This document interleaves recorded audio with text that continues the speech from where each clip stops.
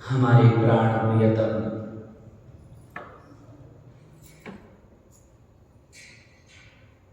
युगल सरकार श्री श्यामा श्याम की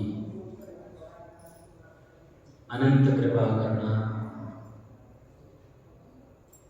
मनुष्य जन्म की जो सर्वोच्च लाभ है सत्संग, वो हम सबको अत्यंत सुलभ हो रहा है।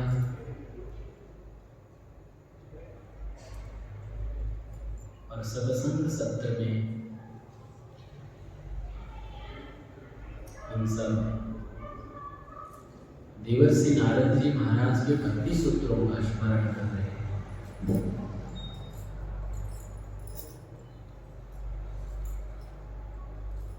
अब देवर्षि नारद जी महाराज प्रेम रूपा भक्ति के साधन और सत्संग की महिमा का वर्णन करते हुए कह रहे हैं कि तस्याः साधनानि गायन्त्याचार्याः। आचार्यगण उस भक्ति के साधन बतलाते हैं।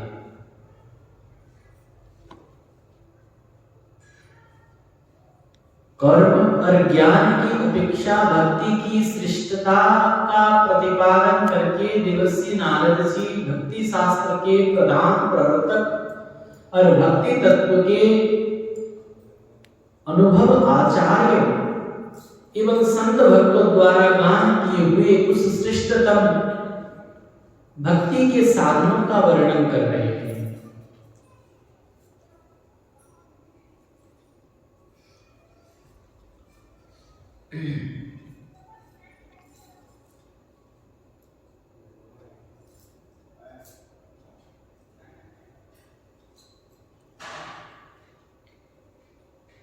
जितने भी भक्ति के श्रेष्ठ आचार्यगण हैं,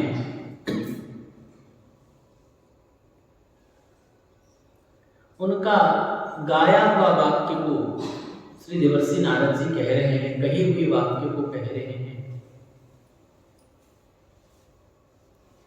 कि ये जो प्रेम लक्षणा भक्ति है, इसका साधन क्या है, ये बता रहे हैं। सर्वप्रथम ध्यान देके सुनिएगा। तत्तो विषय त्यागा संग त्यागा च, वह भक्ति का साधन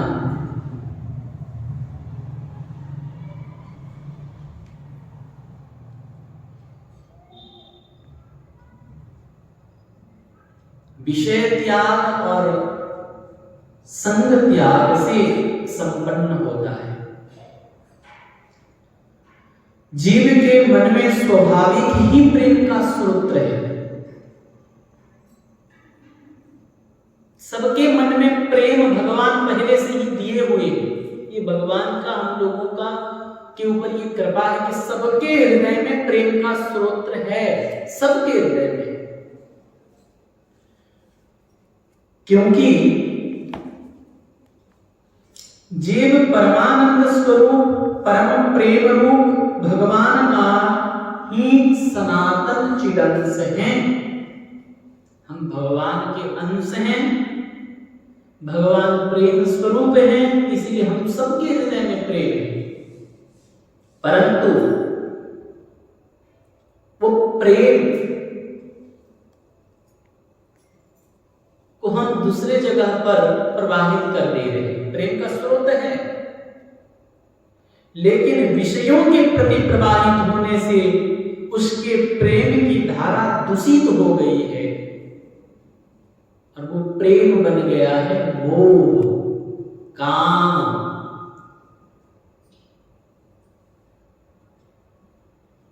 और इसी से वह प्रेम दुख उत्पन्न करने वाले काम के रूप में परिणत हो रहा है। भगवान सबके हृदय में प्रेम दिए है, प्रेम का स्रोत, लेकिन उस प्रेम को हम लोग विषयों के तरफ प्रवाहित कर देने से वो दुख रूप काम का स्वरूप धारण कर लिया है। वही प्रेम संसार की ओर प्रवाहित, विषयों की ओर, इंद्रियों की तृप्ति की ओर प्रवाहित कर देने से वही प्रेम काम बन गया है, दूषित रूप हो गया है।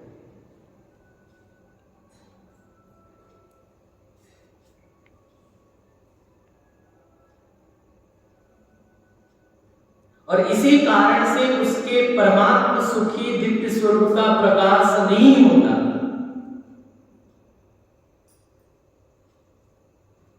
जो परमात्मा की प्रकाश, जिसे हम देखना चाहते हैं, जिसे हम अनुभव करना चाहते हैं, वो प्रेम से अनुभव होगा। जैसे प्रश्न आया कि हम भगवान का कैसे दर्शन करें, कब दर्शन करें, कैसे होगा ये काम?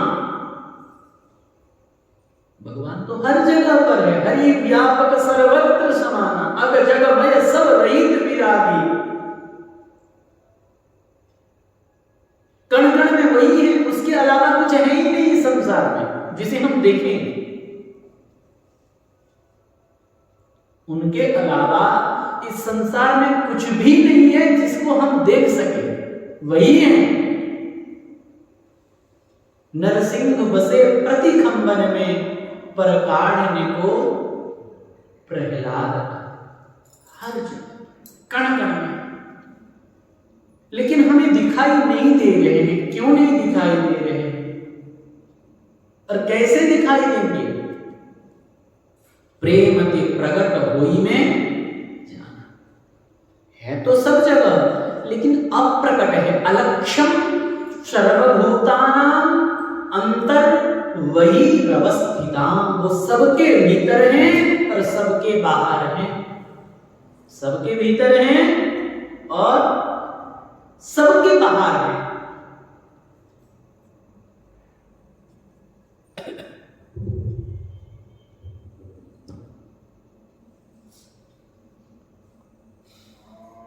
उनके अलावा कुछ है ही नहीं।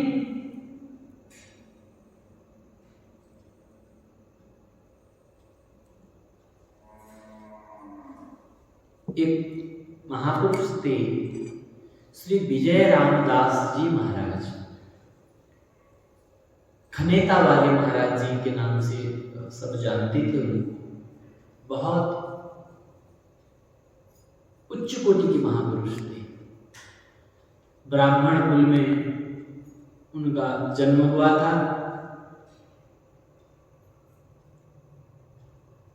अपने गांव में ही उनका मंदिर था, पूर्वजों का, उनके परिवार का मंदिर था।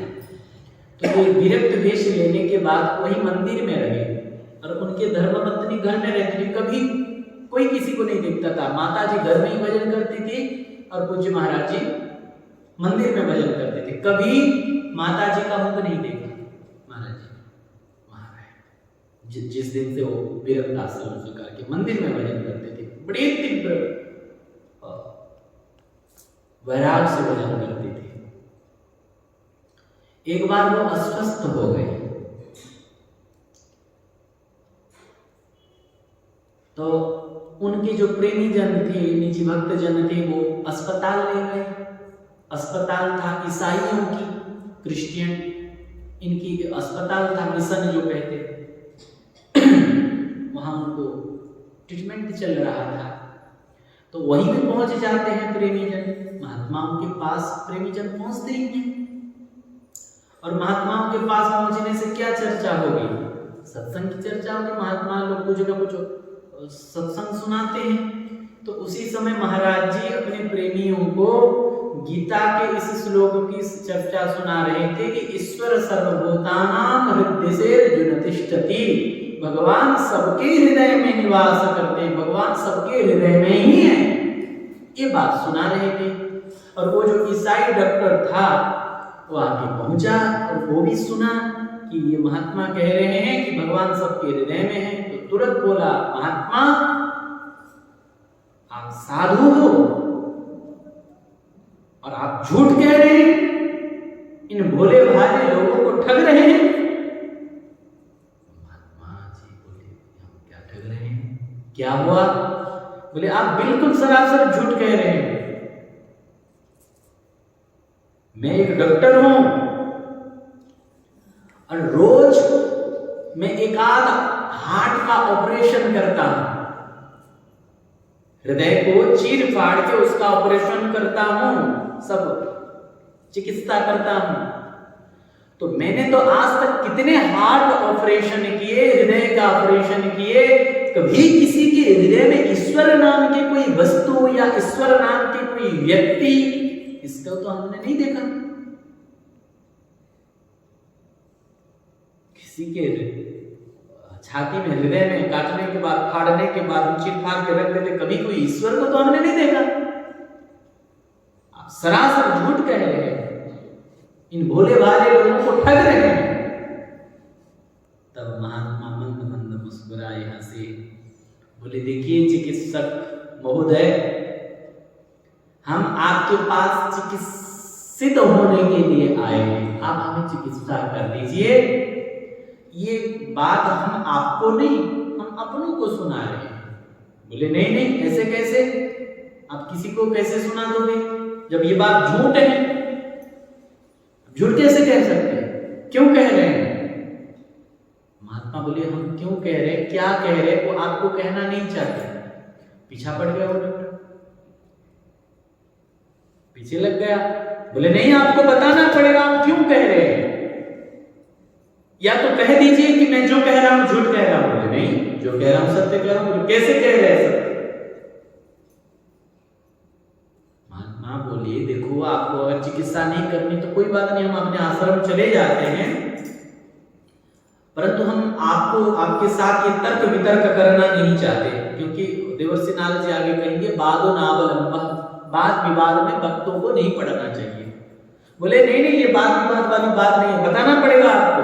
अब पीछे पड़ गया, महाराज करे तो क्या करे। बोले नहीं नहीं, मैं आपको जाने भी नहीं दूंगा, बताना पड़ेगा, या तो कहिए मैं झूठ कह रहा हूं, या तो बताइए। इतने समय में नर्स आई, उनके सहयोगी रहते ना नर्स, एक नर्स आई, महाराज जी के ब्लड रिपोर्ट लेकर आई और बताने लगी इतने पॉजिटिव कीटाणु इनके शरीर में हैं, इतने नेगेटिव हैं कीटाणु हैं। बोले क्या कह रही है, क्या कह रही है?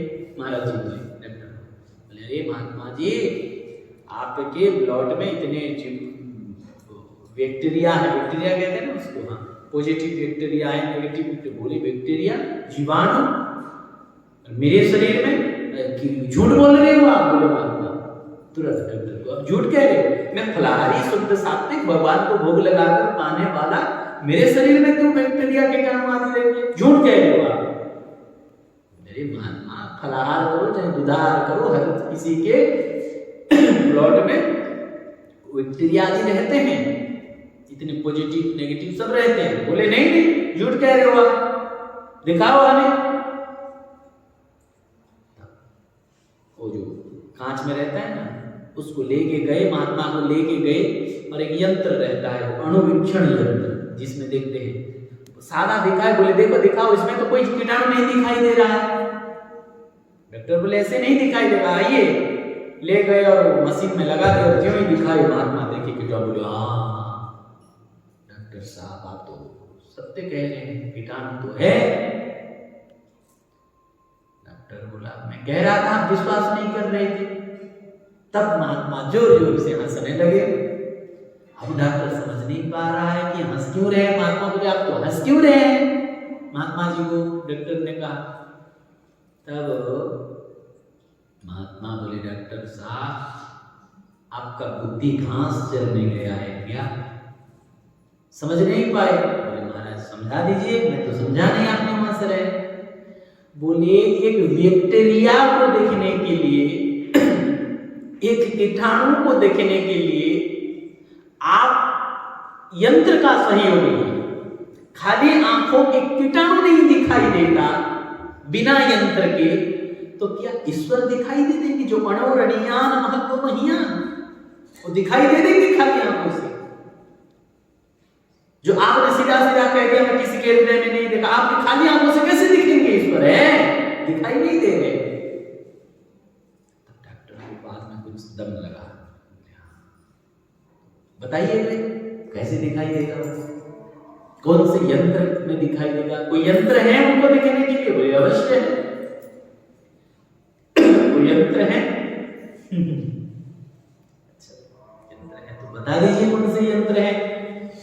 यंत्र का नाम है श्री राम वीक्षण यंत्र। यंत्र का नाम क्या है? श्री राम वीक्षण यंत्र। अच्छा,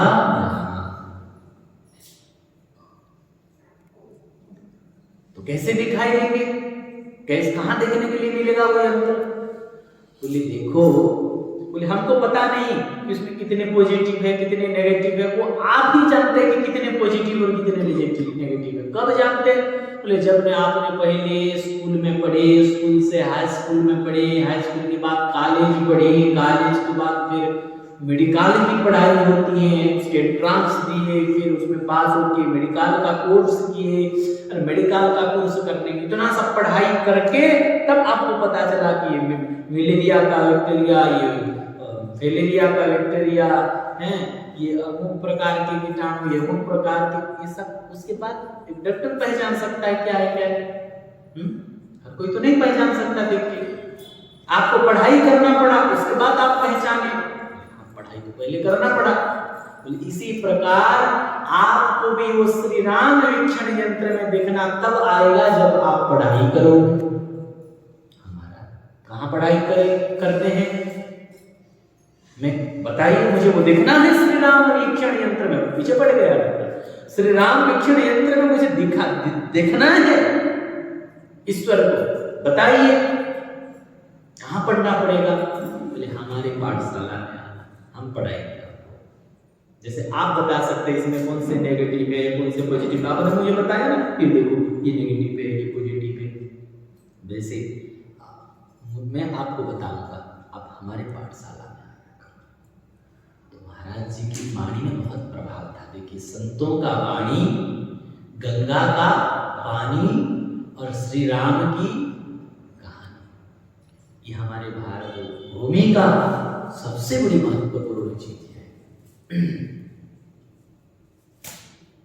बड़ी प्रभावित हो गया और डॉक्टर महाराज जी की वाणी में बोला, महाराज आऊंगा मैं पढ़ेंगे आपके पास। और वो हर हफ्ते उनके आश्रम में तो नित्य सत्संग होता था रोज, ऐसे सायंकालीन बेला में। तो वो हर हफ्ते में रविवार को, जैसे दूर था आश्रम से, जैसे यहाँ पटनागढ़ बलांगीर आदि होता है, जितनी दूर की थी डॉक्टर, तो हफ्ते में जो रविवार आता है, संडे को छुट्टी मिलता है, तो उसी दिन वो हफ्ता में एक बार आने लगा सत्संग में। फिर हफ्ता में 2 बार आने लगा। ऐसी बीच बीच में एक और आने लगा, सत्संग सुनने लगा, पढ़ाई। और सुनते सुनते एक दिन की बात है, बैठ के सुन रहा था और डॉक्टर के दोनों आंखों से अविरल अश्रु की धारा प्रवाहित हो रही थी। महात्मा जी की दृष्टि पड़ी। क्या हुआ डॉक्टर साहब, क्यों रो रहे हैं? आंखों से आंसू क्यों बह रहा है? क्या आपको श्री राम वीक्षण यंत्र में देखना आ गया? उसको राम नाम भी दिए थे जपने के लिए, इतना जपना। वो जपते थे, लिखते थे, जो भी अपना साधना बताए थे उनके महाराज जी ने, वो सब करते थे। कोई दीक्षा विधिवत नहीं हुआ था तब तक, बस नाम दिए थे। सत्संग में नाम तो जपना होता ही है, नाम जप की महिमा पता चलता है। तो जपते थे, सुनते थे। एक अश्रु प्रवाहित हो रहा है तो महात्मा जी बोले कि क्या हुआ, श्री राम वीक्षण यंत्र में देखना आ गया? खड़े हो जाइए डॉक्टर साहब, खड़े हो, बताइए क्या दिखाई दे रहा है आपको? तो डॉक्टर हाथ जोड़कर कहने लगा, महाराज जी मुझे यहाँ जितने पुरुष वर्ग बैठे हैं सब श्री राम जी के रूप में दर्शन मिल रहा है, और जितने मातृ वर्ग बैठे हैं सब मेरे जानकी जी के स्वरूप में ही मुझे दर्शन हो रहा है। मुझे श्री सीताराम के अलावा और कोई किसी का दर्शन हो ही नहीं रहा। महात्मा गदगद हो गए, खड़े होकर उनको हृदय से लगा दिए। बोले सीताराम जी के अलावा कुछ दिख रहा है? बोले कुछ नहीं दिख रहा। यही है शाश्वत दर्शन, यही है शाश्वत प्राप्ति।